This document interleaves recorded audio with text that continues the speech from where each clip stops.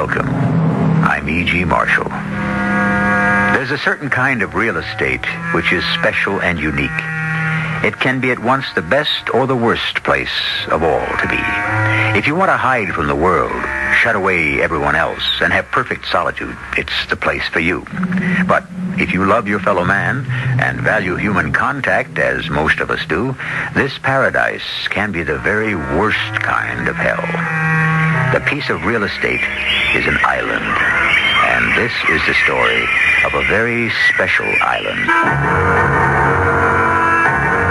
Our mystery drama, The Mysterious Island, was based on the classic by Jules Verne and written especially for the Mystery Theater by Ian Martin and stars Earl Hammond and Leon Janney.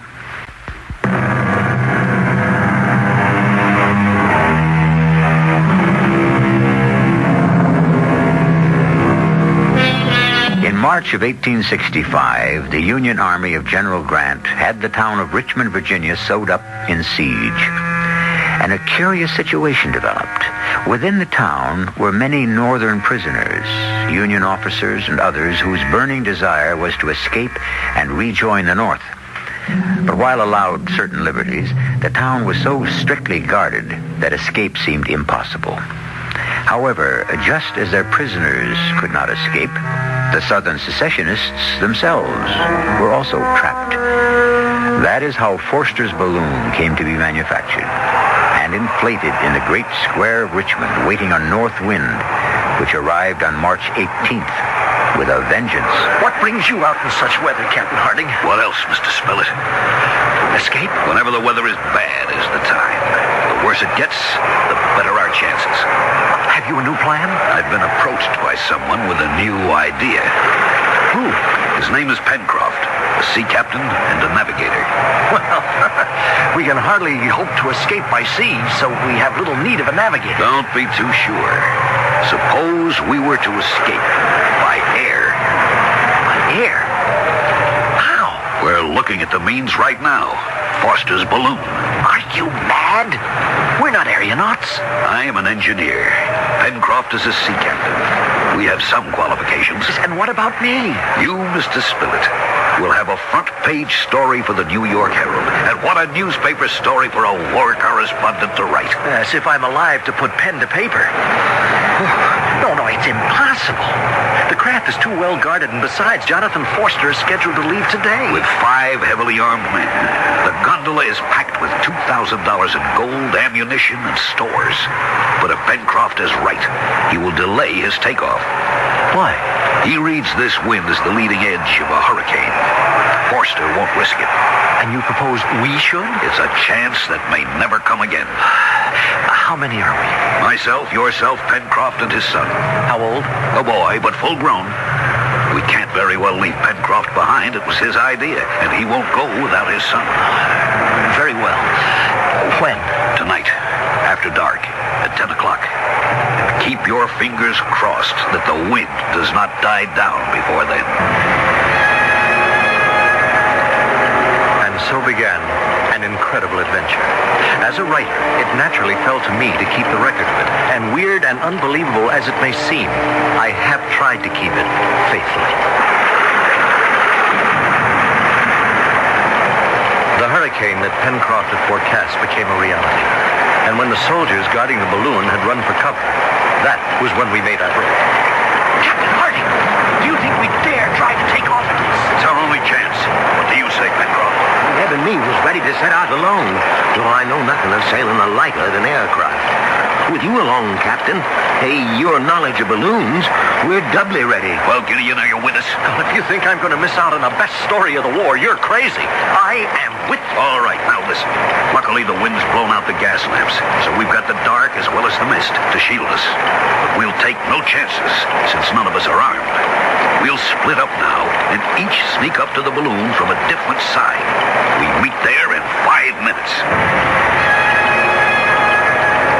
Hurry, Gideon, we're ready to cast off. Where's the boy? He was supposed to come from the east. I'll have to go look for him. Give him a chance. In the meantime, all of you, help me get rid of the ballast bags. I won't go without my boy. Here he comes now. I'm sorry. I'm sorry. I didn't mean to keep you waiting. What happened to you? It was Top. He must have broken his chain. Who's Top? My dog. I told him he couldn't come, but what are they doing to him? Oh, he's roused the guard. Pencroft, grab the boy. I've got to go to him. I've Looks got like to go he's to coming him. to us. Cast off the cable on your side, Gideon, while I get mine. The dog jumped aboard. Top wants to go with him. Bring him. Get him overboard. It's too late. We're 2 feet off the ground already. Thank heaven we're rising fast enough to get away from their bullets. We've made it. We've escaped. We're on our way home.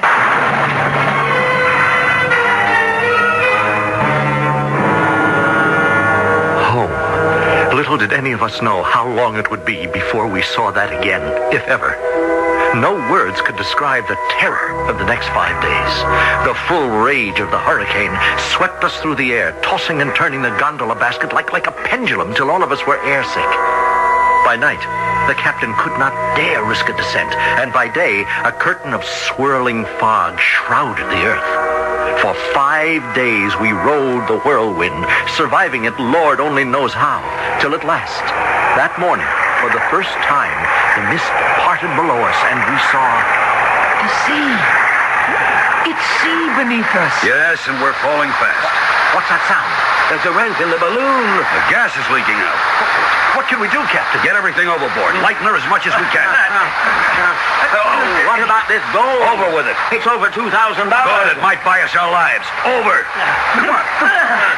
The food, Captain. Everything, even the guns. It isn't doing any good. We're still falling. Land, Captain, land. Top saw it first. Land. Where? Neb, you're right, boy. Off to starboard there. We'll never fetch it. We're almost in the sea now. Oh, we've got to lighten her more. There's nothing left to get rid of. Yes, there is. We'll cut away the gondola itself. Quick, all of you, climb up on the net around the balloon and cling to it. The wind's carrying us toward the island. But Top, he can't Up get up you there. go with the others, boy. I'll hand Top up to you. Here. I've got him, okay. Hurry, Captain. Hurry, we're almost on the wave top. Just one more cable and cut it. What happened? We took a wave broadside. But look, it bounced the balloon up into the air. We're going to make it to land. We're going to... No, Top. What is it, Neb? The captain, Dad. The captain, he's gone. And Top went in after him.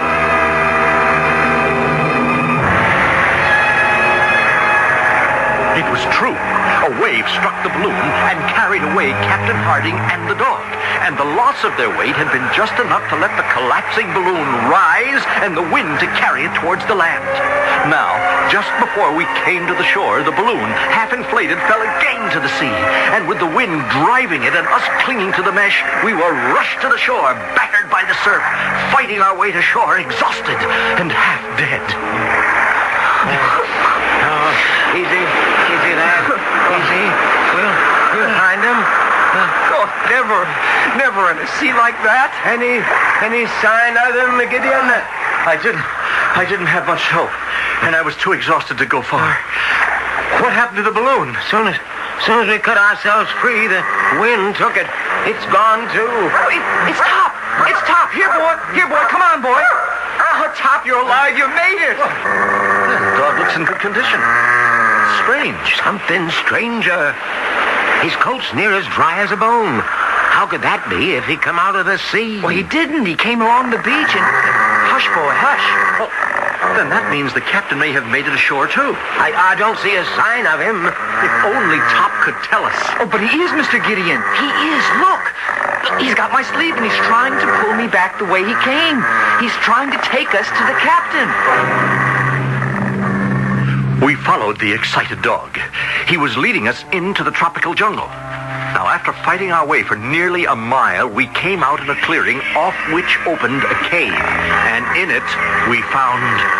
It's the captain. Down, Top, down. Well, I only hope he's still alive. Captain, can you hear me? Neb, here, take my hat. Get some water from that stream. Yes, Father. How is he? Well, he's unconscious. Oh, that's a bad gash in his head. But otherwise, he seems unhurt. How in the name of all that's holy could he have got out of that sea, crossed all them rocks, and dragged himself here? Yes, it seems impossible. But we haven't time to worry about any mysteries now. We have to try to bring him to. As I worked over the captain, my mind was busy with many questions. Where were we? Was it an island or a continent? Did it have inhabitants or not? And how could a man with so serious a concussion, exhausted from a long swim, have possibly dragged himself across those jagged rocks without injury and found his way a mile deep into this tropical jungle to the safe haven of this cave? I can't answer your question, Gideon. When I hit the water, I was knocked half dizzy. I swam as long as I could, but the waves were terrific. And the last thing I remember was thinking I'd had it and blacking out. You don't remember anything about getting to the beach or finding your way here? Not a blessed thing. And Top? Oh, I remember his swimming beside me when I blacked out. Yes, but he could hardly have dragged you ashore. Hardly. Well, you'd better rest. Gideon, where are we? Well, that's what I'd been hoping to ask you. I've been thinking about that since I regained consciousness. Now, traveling southeast from a starting point in Richmond at an average of 90 miles an hour ahead of the wind, my guess would be some 7,000 miles away and somewhere in the Pacific. 7,000 miles? Well, the distance is less important, perhaps, than the direction. The question is where we are here. Is it the South American continent, the Asian, the Australian, or is it an island? I can answer that. We seem to be marooned on a desert island. A desert island? How's the captain? Well, much better, as you'll see, Neb. What luck? All kinds of luck. Unbelievable. Washed up on the shore, lashed to two barrels which kept it afloat. A great sea chest full of all sorts of tools and weapons and clothes. Maybe more important, 2 wooden crates. One full of tinned goods, the other ship staples. Coffee, flour, dried beef, and the like. It's incredible. Washed ashore from some shipwreck? Well, maybe, only... Well, you tell them, Father. All I could say is them rope lashings hadn't been in the seawater long. Someone or something, we think, left those stores for us. And I know for sure I couldn't have saved myself. I had to have help. Divine or... Now, just a minute. If anyone's saying that some supernatural influence hovers around the island... All I'm saying is what I see and what I know.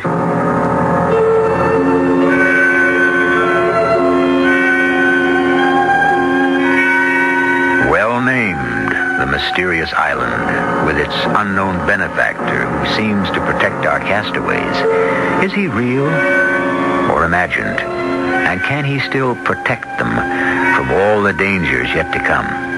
If he exists, will they ever meet him face to face? I shall return shortly with Act 2.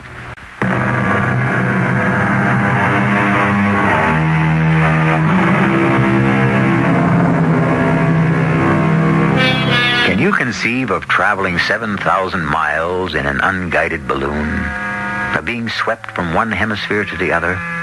And yet, if you'll take out a map of the world and lay an ordinary ruler from Richmond, Virginia to the southwest, the direction that a northeast wind would blow you, you'll see you could end up somewhere south of the Hawaiian Islands in the midst of a sea that in 1865 was still largely uncharted.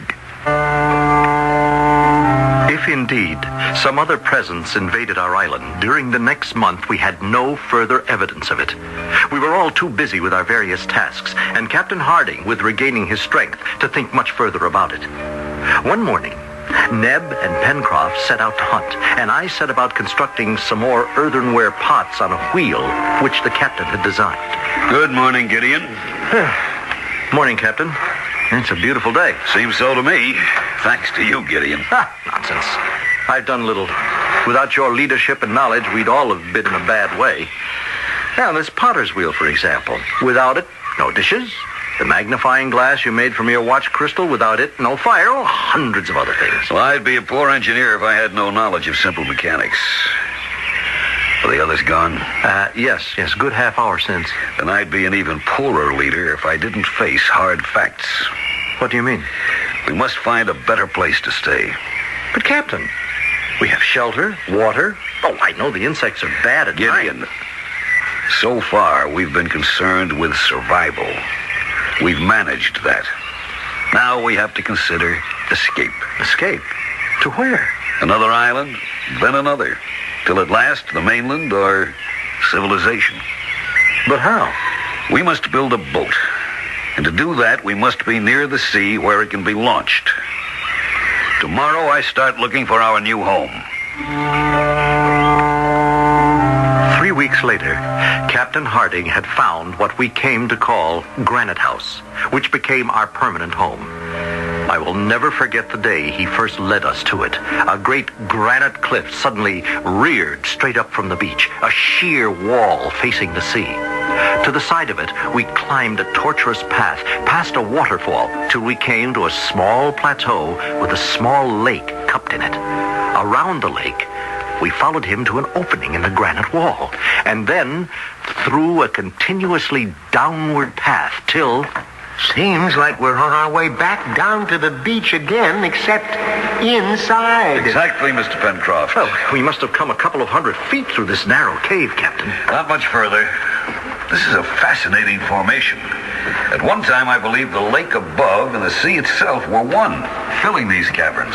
It won't come back and drown us now, will it? No chance. You'll see why in a moment. Now, welcome to your new home. Why, it's huge. And all those windows opening onto the sea. That's why the sea no longer boils up into the lake. It broke through the granite eventually. Oh, it must be 60 feet down to the beach. A little less. But if we lived here, we'd have to have all that climb up and then hundreds of feet back down again. Not at all, Mr. Pencroft.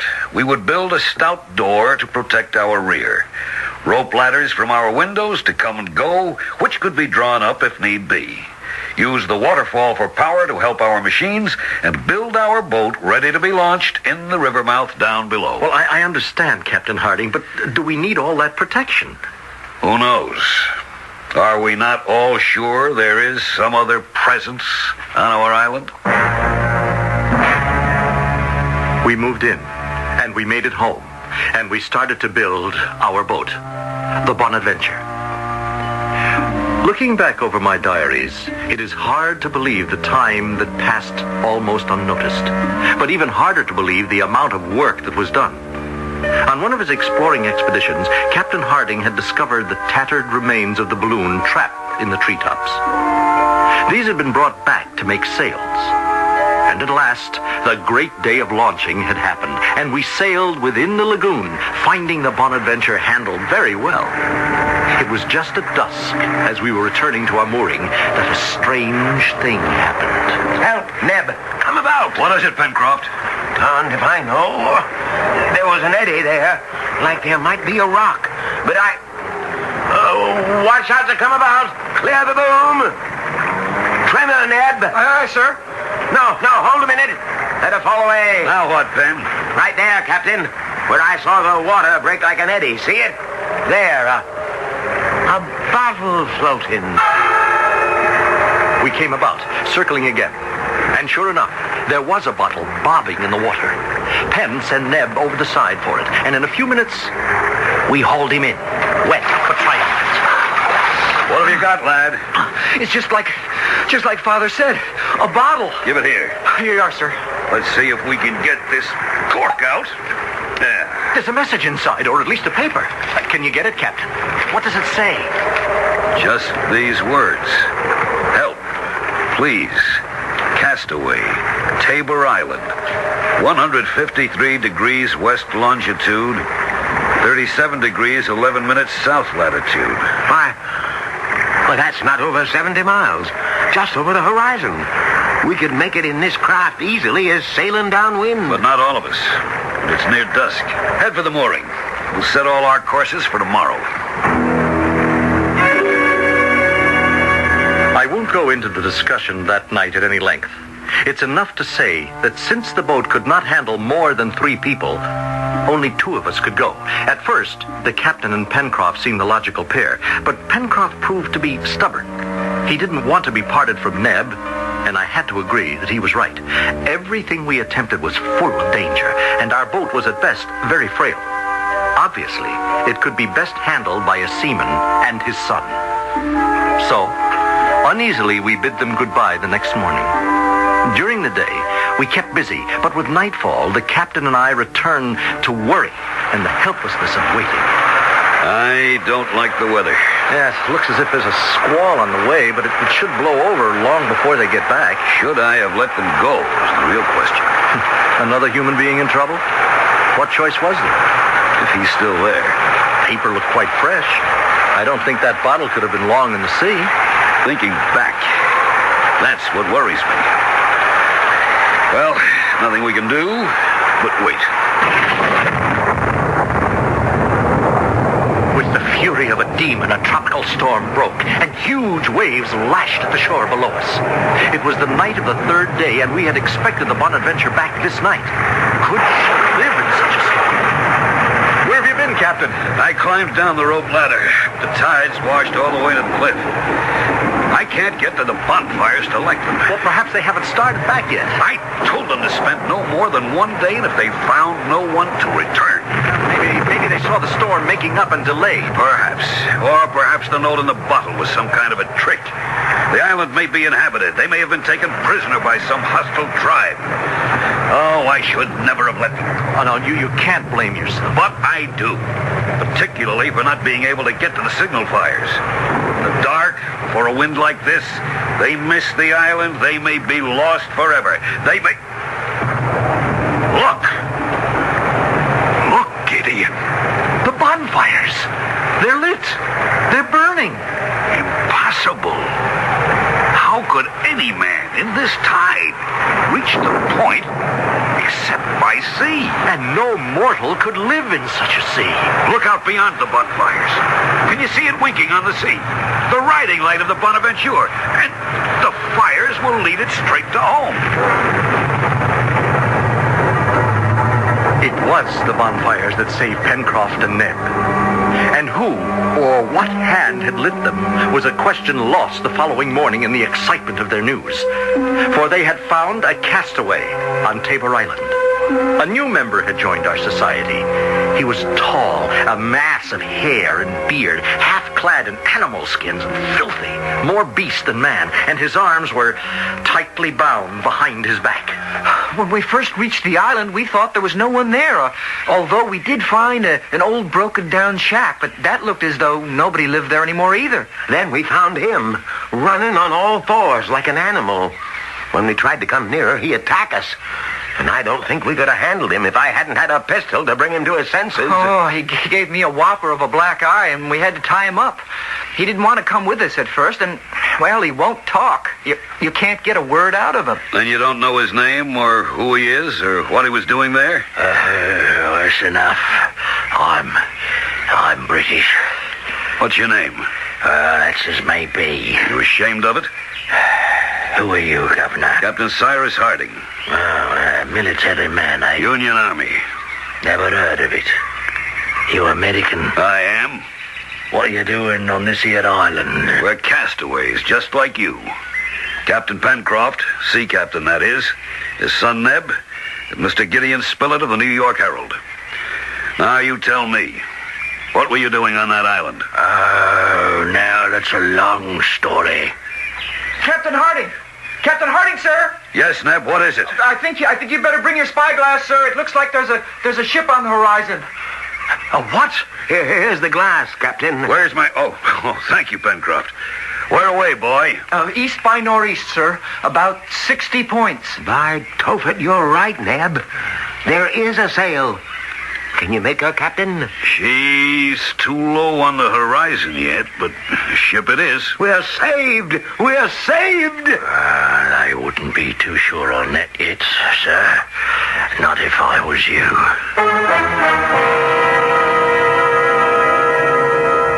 In the midst of their excitement, all four of them turned to the stranger among them, their wild burst of hope and enthusiasm dampened, chilled as though they'd been doused in ice water by the ominous tone of his voice. What does he mean? What enemy could the approaching ship turn out to be? I'll return shortly with Act 3.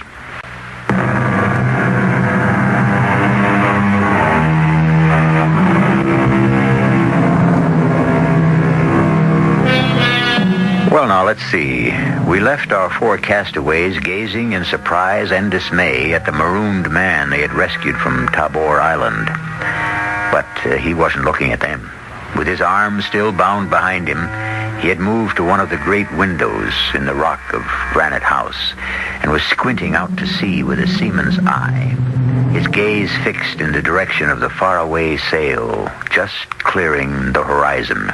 What do you mean you wouldn't be too sure? Of that ship till she comes a lot closer. It'll be an hour or 2 before she comes near enough to see what she is. It doesn't matter what she is. She's a ship, and it means a chance to get back off this island and home. Pencroft is right, Captain. I'll go light the bonfires. Plenty of time for that, my boy. She might sheer off if she sees no sign of life here. Not much chance of that, I should think.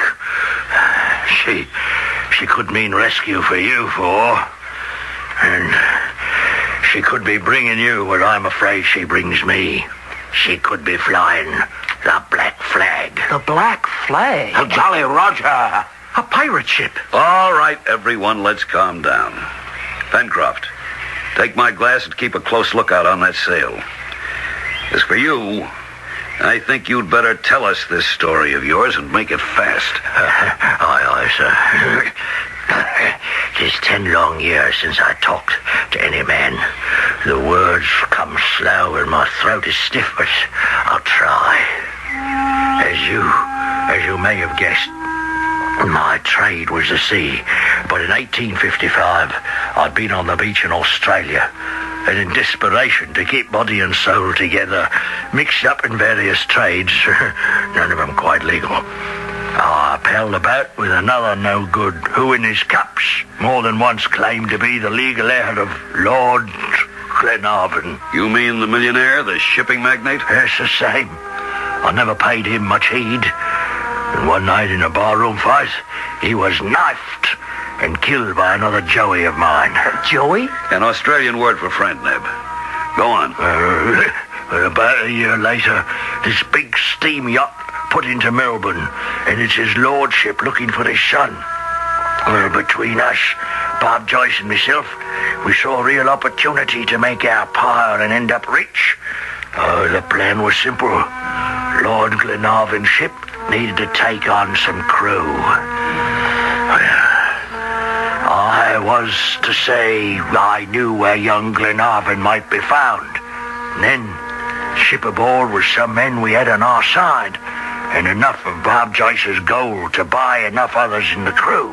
For what purpose? The boy was dead. Where could you lead them? Just far enough to sea to take over the ship. Now, don't forget, a steam sail ship in those days in Australian waters.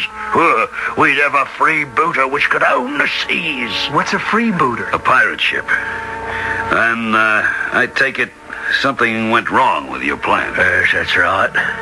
One of the crew I tried to buy went to the mate and threw him before Captain Gray.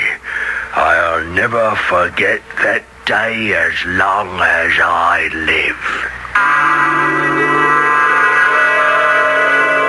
This sailor, fully proved guilty of the crime of fomenting mutiny, shall forthwith be hanged from the yardarm as an example. A moment, Captain Gray. May I speak to the condemned? Of course, your lordship. I can do little to save you, but... First, my son is dead. You can take the word of a dying man. Who killed him? That's not for me to say. Give me the name of the man so I can hunt him down and perhaps I can save your life. Well, why should I protect him now, whatever? The knife was in the back. His name is Bob Joyce. Very good. Bob Joyce. If I find this man, would you be witness against him? Well, that's a hard promise to make. Since within 15 minutes, I'll be dancing on the end of a yardarm. I could intercede. And have me set free? No one can promise that. On his ship by maritime law, a captain is in total command. Yet, I am sure my request could save your life. You do that, my lord. And whenever you need me, just call on me. lordship was as good as his word as far as it went.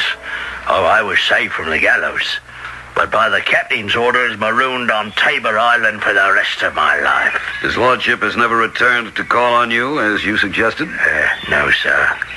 Why do you suppose that is? Well, until 2 years ago or thereabout, I had supposed because Bob Joyce was dead. And then... And then? A ship came to call at my island. Oh, I was delirious with joy. But some sixth sense warned me. I let the boat land, remaining hidden in a secret place. Saw the men who felt I had betrayed him, Bob Joyce, and heard him. He vowed he would search every island in this area until he found me either dead or exterminated. Well, why was he so violent against you? Because he felt I betrayed him, condemned him to a life of piracy and fleeing the hangman. That's why you're afraid of this ship we see bearing down on us. That it may be his ship. Yes, Captain. Because if it is, I'll give you my word for what it's worth, that he will destroy me and all the rest of us without a single regret.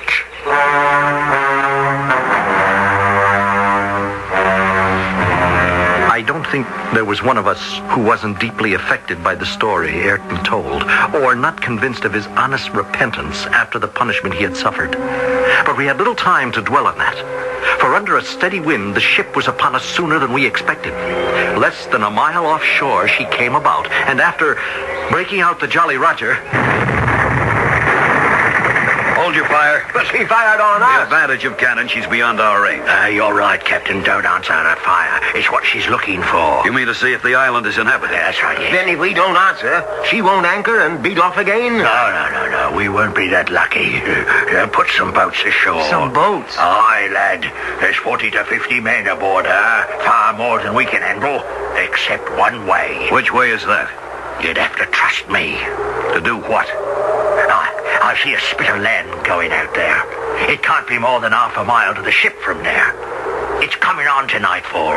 Free my arms, take me out there, and I'll guarantee to swim to the ship and set off the powder magazine and blow them all to hell where they belong. And if I fail, what have you lost? Under cover of darkness, Neb and I sneaked down with him to the point, leaving the captain and Pencroft to hold the fort. Neb and I were armed with guns to protect him if he had to make a run for it. At exactly midnight, he slipped into the water for the long swim, and Neb and I settled down to wait and pray for his safe return.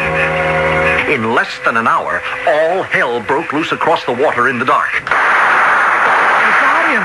He was discovered. Now that much is obvious. How can we help him to escape? Mostly by keeping quiet and praying. The trouble is, we never should have risked this. Oh, well, why? Because obviously now they know there's someone on the island. And it won't take long to discover how few of us there are. Well, why should they bother us? I mean, maybe they'll just sail away. No, I wouldn't count on it. They'll have to come to shore for water and...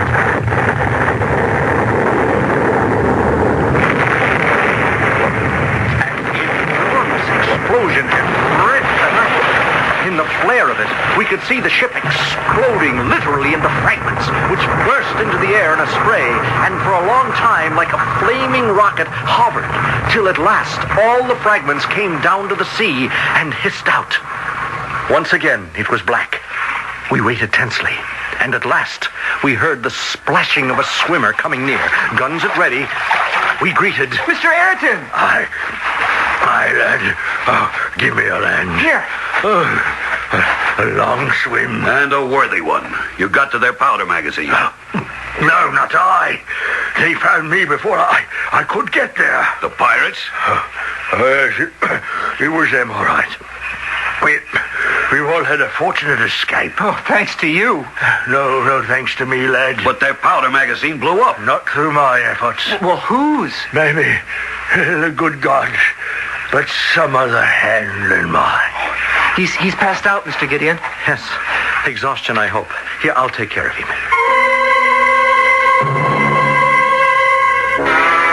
How is he? Not hurt, just sheer exhaustion. Neb tell you about... Yes, and as you can see, now it's getting light. There's no trace of the ship, and... Well, what is it? Look, Maybe that's our answer. To what? To the blowing up of the ship. The chest with the supplies, the bottle with the message, everything that's been happening to us since we landed on this mysterious island. I looked, and rising from the sea was a sight I had never seen. A man, or was it a man, clothed in rubber with a great iron bubble on his head and two heavy tanks strapped to his back. Could it be human? Or was it something straight from the bowels of hell? Yes, gentlemen. I blew up your pirate ship. I am the answer to many strange things that have happened to you since you reached this island. Yes, I am, if you will, your benefactor. Now you must help me. But who are you, sir? My name, Captain Harding. It is and will never be other than Captain Nemo. Nemo? The famous Captain Nemo of the Nautilus? And of 20,000 leagues under the sea, the same. But I thought, well, most people believe that you and your fabulous undersea craft were destroyed. A belief since I shunned the company of men I was happy for the world to accept. For all these years, I have combed the underworld of the sea alone, in peace. And your crew? One by one, Captain Harding, the sea, the rigors of our life, have taken their toll. At last, 3 years ago, I was left alone. And the Nautilus, that fabulous undersea craft. I piloted it to its grave under this granite cave you live in. The well. You used to come up it in your diving apparatus and occupy this chamber for your own. Right. When you came to the island, I wanted to help. I did it the best I could. The chest of supplies and tools. The bonfires that were lighted to bring us home. My rescue from the sea and tops. The bottle with the message that Ayrton was marooned on Tabor's Island. But why? Why didn't you reveal yourself? My history is my flight from my fellow man. And now you choose to reveal yourself? Why? Because I am dying. I have made my last effort in your behalf by blowing up the pirate ship. Now I ask a return from you. What? Buried in a subterranean chamber below this granite house of yours lies the Nautilus. I am going to it to die. I ask you to make it my coffin. What is it you're asking? Restore my diving equipment to me. Let me descend through the well to my rest. Besides the explosive I used to destroy the pirate ship, I brought a chest, my gift to the living. Now let me go. Gift to the living? You may go, but where do we go from here? I can tell you where you must go. Must go? At least away from this island. The forces that trap the Nautilus are again burbling. There is an eruption coming which in my belief will bury this island in the sea. Mark my words.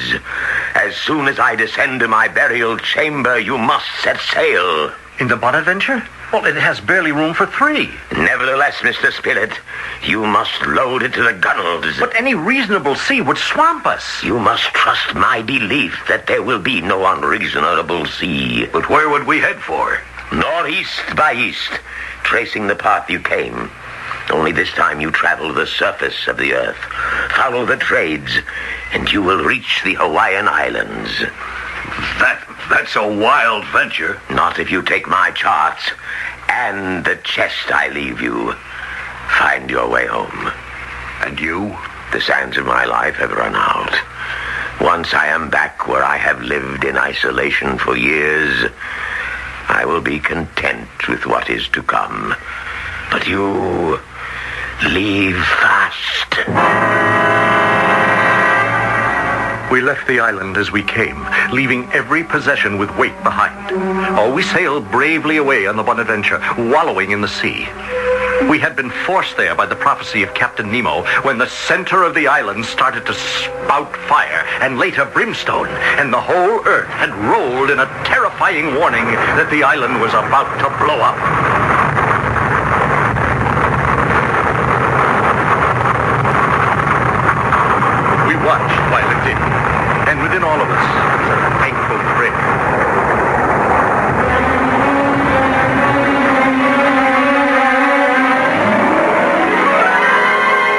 secret of Mysterious Island.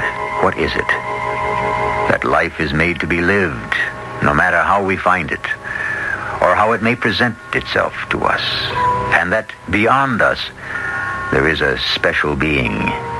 Yes, if you want to believe in that, and if you do, you can believe that he can make anything possible, or much more important, that through him you can make anything possible, if you just try hard enough. I'll be back shortly.